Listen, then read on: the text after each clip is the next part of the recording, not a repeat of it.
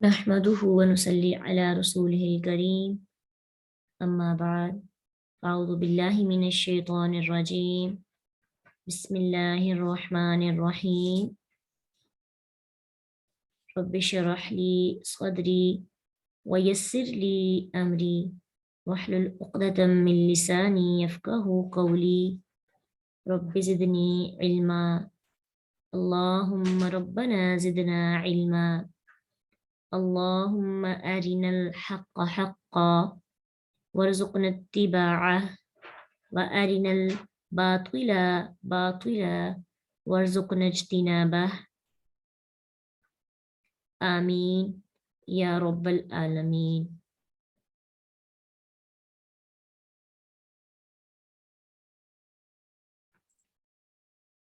जी, आज हमारा सबसे पसंदीदा किस्सा शुरू होने वाला है, जिसे हम बहुत ही सीखते हैं। जब भी पढ़ते हैं एक मोहब्बत सीखते हैं। यूँ लगता है कि अल्लाह ताला के खासुल खास स्पेशल दोस्त की बात हो रही है, इसको अल्लाह ने खलील भी कहा। मेरा दोस्त खलील, दोस्त किसका? अल्लाह का। तो यकीन जाने हर एक की अल्लाह ताला की दोस्ती तो हर बंदा चाहता है ना। तो फिर अल्लाह की जब दोस्त की बात हो तो फिर कान बिल्कुल एक्टिव हो जाएं कि कुछ खास हम सुनने वाले हैं। तो अल्लाह का खलील कौन है? हम जानते हैं, इब्राहीम अलैहिस्सलाम। अल्लाह ताला हमें इब्राहीम जैसा यकसू कर दे। अल्लाह सुब्हानहू ताला हमें इब्राहीम की सुन्नतों पर अमल करने की तौफीक दे। अल्लाह सुब्हानहू ताला हमें इब्राहीम अलैहिस्सलाम की तरह अल्लाह की दोस्ती हासिल करने वाले लोगों में शामिल कर दे। जी, इमाम भी कहा है उनको, अऊज़ु बिल्लाहि मिनश शैतानिर रजीम बिस्मिल्लाहिर रहमानिर रहीम वलक़द और अलबत्ता तहकीक व और ला अलबत्ता क़द तहकीक आतीना आती दी ना हमने। अब कितनी बार आपने ना पढ़ा, आपको अंदाजा हो गया होगा कि अरबी जुबान में ना का मतलब हम होता है। इब्राहीम, इब्राहीम को रुश्दहू समझबूझ उसकी, रुश्दा रुश्द समझबूझ, हु उसकी।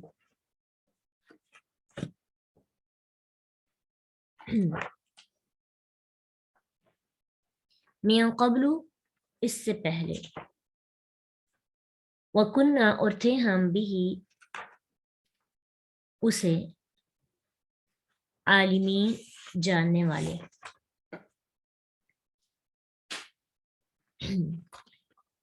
अब यहाँ पे अल्लाह सुब्हानहू ताला इब्राहीम अलैहिस्सलाम के वाक़या के ज़रिए हमें थोड़ा समझाने लगे हैं। अब अंबिया के वाक़यात शुरू हो जाएंगे। कहा जा रहा है वलक़द आतैना इब्राहीम रुश्दहू,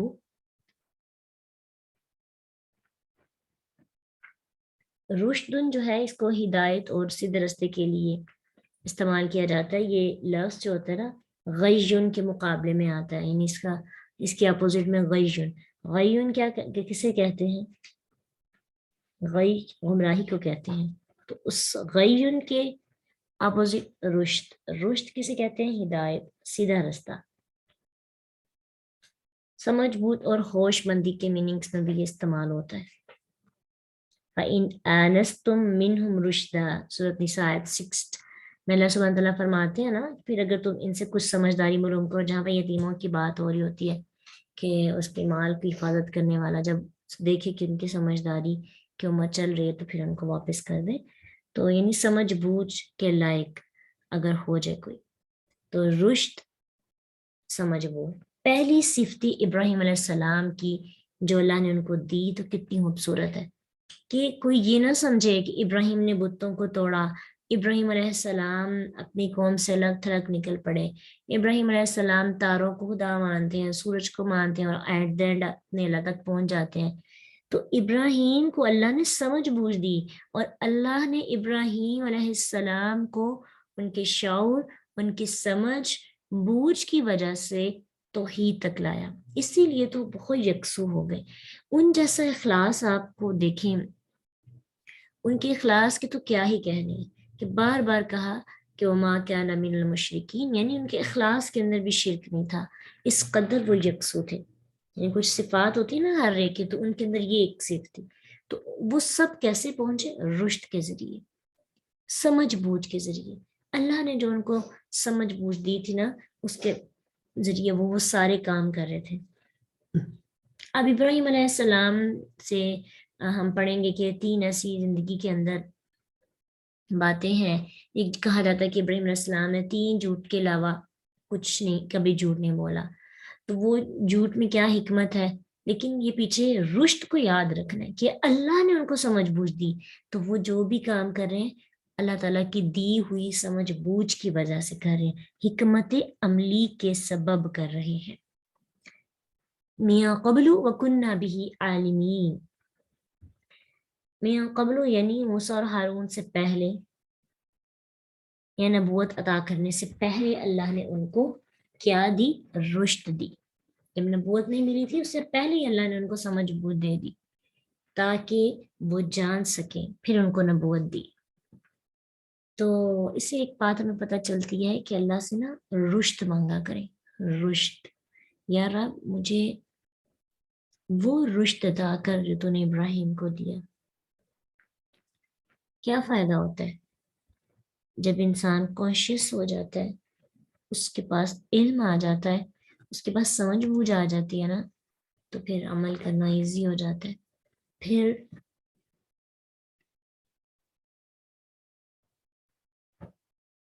نفس کے بتوں کو توڑنا ایزی ہو جاتا ہے۔ ایک ہوتا ہے علم، علم جو ہے وہ تو ہم نے بہت ہی سیکھ لیا، کتنی ڈگریاں ہمارے پاس ہوتی ہیں، کتنا کچھ ہمیں آتا ہے، لیکن ہمارے پاس رشد نہیں ہے۔ اصل رشد کہتے کس کو ہیں؟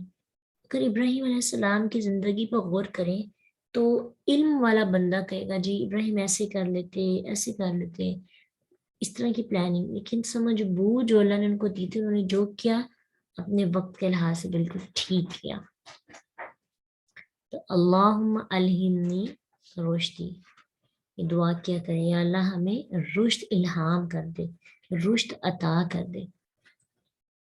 اس کے بعد اللہ تعالیٰ ان کے رشد کی، ان کے علم کی، ان کے تقوی کی خود گواہی دے رہے ہیں۔ اس سے بڑی رحمت کیا ہو سکتی ہے؟ نبوت سے پہلے انہوں نے بتوں کی پوجا نہیں کی تھی، لیکن انہوں نے بتوں کو توڑا تو تھا۔ تو اپنے قوم کے بتوں کو توڑنا اور اپنے باپ جو ان کا باپ بت بناتا تھا، تو وہ مشکل ہوتا ہے نا، ٹھیک ہے؟ تو ہمارے ارد گرد بہت سے بت ہوتے ہیں، چاہے ہم پوج نہیں رہے ہوتے، لیکن دیکھیں ہماری رسم و رواج، یہ بت ہے نا، اور بھی بہت سی چیزیں، تو ان کو توڑنا ایزی ہو جاتا ہے جب سمجھ بوجھ۔ اب دیکھیں آپ میں سے بہت سے لوگ ایسے ہیں کہ جو اپنی روایات کے اگینسٹ ہیں، گھروں میں جو بدعات ہو رہی ہیں ان کے مخالف ہیں، لیکن اتنی ہمت نہیں ہے کہ مقابلہ کر سکے، اتنی ہمت نہیں ہے کہ جہاد کر سکے، تو اس کے لیے رشد چاہیے۔ تو رشد دل کو بڑا کرتی ہے، رشد انسان کے اندر ضرف پیدا کرتی ہے، انسان کے اندر بخادری۔ اور دیکھیں ابراہیم علیہ السلام کے پاس کوئی تھا ہی نہیں، اکیلے تھے۔ جی ہم ڈرپوک ہوتے ہیں، ہم سٹیپ نہیں لے پاتے، تو اللہ سے رشد مانگا کریں نا، اللہ تعالیٰ میں ایسی، دیکھیں نا ابراہیم علیہ السلام نے دلائل کے ساتھ بات کی تھی، حالانکہ اس وقت آپ دیکھیں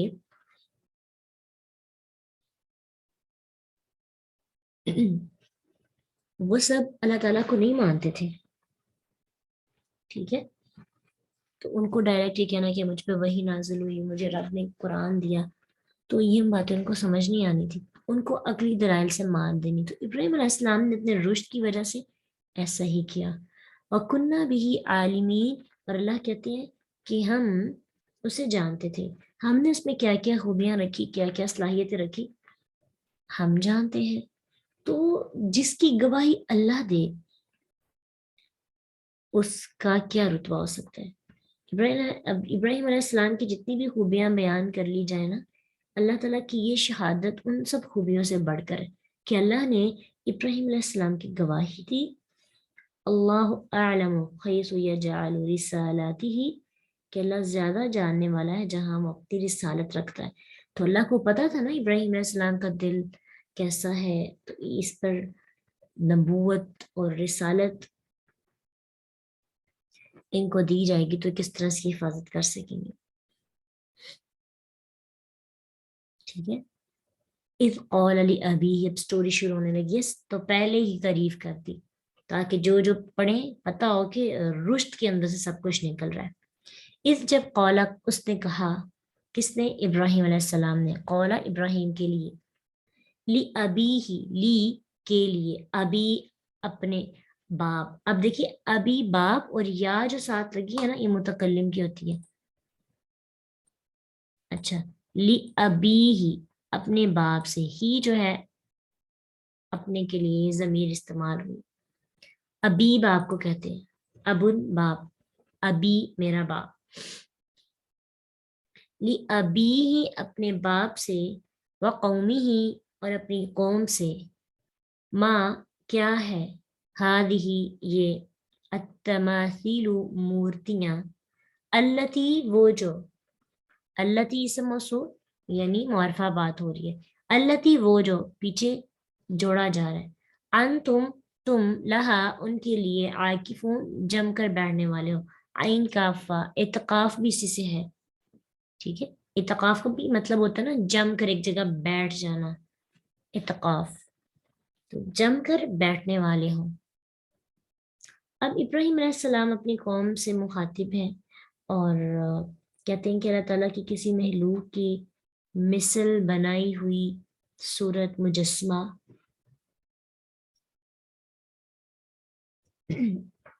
التماثیل بیسکلی تمثال ان کی جمع ہے، تمثال، تم تا میم سا الف لام، تمثال ان کی جمع التماثیل، اور تمثال مجسمے کو کہتے ہیں.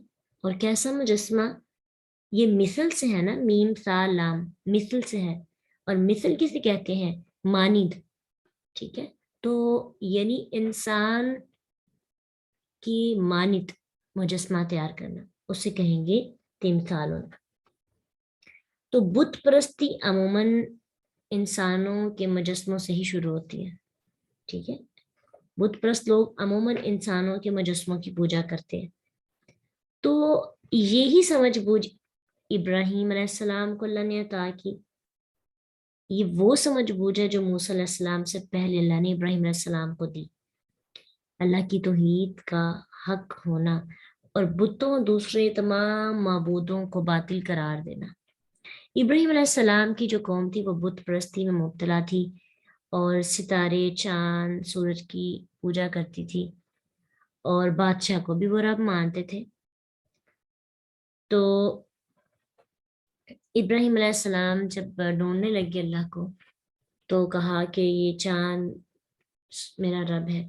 چاند جب ختم ہو گیا کہنے لگے رب تو وہ ہونا چاہیے جو کبھی بھی غروب نہ ہو، کبھی بھی منظر سے نہ ہٹے. سورج کو اپنا رب ماننے لگے، پھر وہ بھی چلا گیا.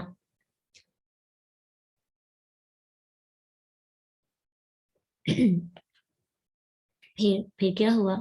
پھر اللہ تعالیٰ نے ان کو اپنی طرف رغبت دلائی اور بتایا کہ میں ہوں تیرا رب. تو آپ نے سورہ بقرہ کے اندر بھی آیت 258 میں پڑھ کے آئے ہیں آپ کی، جس میں پتہ ہے ابراہیم اور بادشاہ کی ڈسکشن ہے کہ ابراہیم علیہ السلام نے جو بادشاہ ہے اس کو کس طرح انکار کیا کہ وہ رب نہیں ہے. اس نے کہا رب کون ہے؟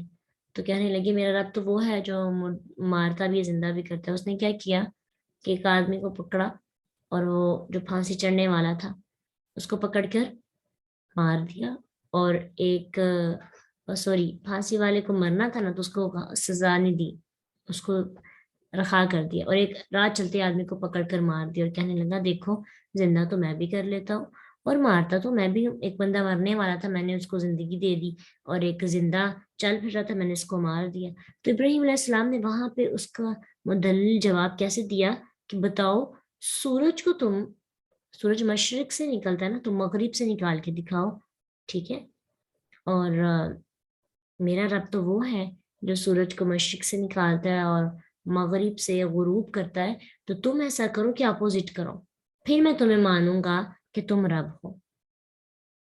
फिर क्या हुआ, लाजवाब कर दिया ना। तो मूसा इब्राहिम अलैहिस्सलाम ने, ये है रुश्त उनके पास कि किस तरह उन्होंने कौम वालों के सामने लाजवाब किया इस मौके पर भी। और चांद सितारे और सूरज की जो पूजा करते थे उसका जिक्र सूरत इनाम आयत 6 से उसके बाद आप देखें आयत 6 से लेकर 83 तक आपको डिस्कशन मिलेगी जो इब्राहिम अलैहिस्सलाम ने इनकार करने के लिए की थी। और यहाँ बुतों के बेइख्तियार होने की तबलीग और उनका अमली इजहार किया जा रहा है कि तुम इनको पूछते हो, हाजी तवासी, ये तहकीर के लिए है, हकारत के लिए, कि अल्लाह जिसे कहते इसकी इसको, यानी जो हम किसी को हकीर जाना तो हम कहते हैं अच्छा मैं इसकी बात मानूं, मैं ये काम करूं। तो हाजी ही उर्दू में भी इसको हकारत के लिए कभी कभी यूज किया जाता है। और हादी ही तमासी, यूं समझें कि इब्राहिम अलैहिस्सलाम कह रहे हैं हादी ही तमासी, ये मूर्तियां इतनी हकारत से उनको जो है इब्राहिम अलैहिस्सलाम ले रहे हैं, गोया कि वो उनको मतलब सिर से नहीं मानते कि वो मबूद है, कि तुम जिनके मुजावर बने बैठे हो क्या चीज है। तो गोया इब्राहिम अलैहिस्सलाम इनको मानने के लिए किसी चीज, इनको कोई भी चीज मानने के लिए तैयार ही नहीं, क्योंकि ना तो वो सुनते हैं, ना वो देखते हैं, और ना ही कोई फायदा पहुंचा सकते हैं। तो उन्होंने कितना जो है जवाब दिया जो आज भी हम लोग देते हैं। कौलू, उन्होंने कहा, वजदना, वजदा, पाया, ना हमने, आबा आ, आबा आ, अबाओ इजदाद, ना अपने, आबा अना, अपने अबाओ इजदाद को, लहा उनकी, आबिदीन इबादत करने वाले, लहा उनकी मतलब तमासील की। तो कहने लगे कोई इनके पास दलील नहीं थी कि किस वजह से हम इनको मानते हैं, तो उन्होंने रुश्त के मुकाबले में बेवकूफ़ी वाला जवाब दिया। कहने लगे हमारे बाउजदाद भी ऐसा करते थे और हम भी ऐसा ही करेंगे। हमने उनको पाया, आज जब किसी को बिदअत से रोका जाए ना तो कहा जाता है शुरू से लोग करते आ रहे हैं, तो क्या वो शुरू से ही गलत है। तो ये वाला जवाब तो हर गुमराह और काफिर और मुशरिक देता रहा अंबिया को। तो अगर आज हम भी देंगे ना ये, तो समझे हम भी उन्हीं की सफ में। और अगर हम इब्राहिम अलैहिस्सलाम की तरह गौर करेंगे, शिर्क से निकलकर तौहीद में जाएंगे, जो जो बुराइयां हमारे इर्द गिर्द हैं उनको तोड़कर सही माने में कुरान और हदीस की बात को मानेंगे, और जो आजकल ट्रेंड्स होते हैं उनमें अपने आप को ज़ाया करने की बजाय असल जो जिंदगी है जिसके लिए अल्लाह ताला ने हमें भेजा है उसकी तरफ थोड़ी नजर दौड़ाएंगे, तो फिर हमें समझ आएगी। ठीक है। तो कालू, उसने कहा, लक़द, अलबत्ता तहकीक, कुंतुम हो तुम, अंतुम तुम, व आबाउकुम, और अबाइजदाद तुम्हारे, फी ज़लालिम मुबीन, खुली गुमराही में। तो इब्राहिम अलैहिस्सलाम ने कहा कि तुम और तुम्हारे अबाइजदाद जिनको तुम मानते हो और जिनकी मान के चलते हो, तुम क्या समझते हो कि अबाइजदाद ठीक होते हैं? ठीक है। इब्राहिम अलैहिस्सलाम के वालिद और इनकी कौम के पास कोई भी अकली या नकली दलील नहीं थी, उन्होंने तकलीद का सहारा लिया। आज भी लोग तकलीद के कायल होते हैं। कहा कि तुम्हारे बाप दादा माजी में मुब्तला थे गुमराह में और आज तुम हो, और अब जो जो भी उनकी पैरवी करेगा वो गुमराही की तरफ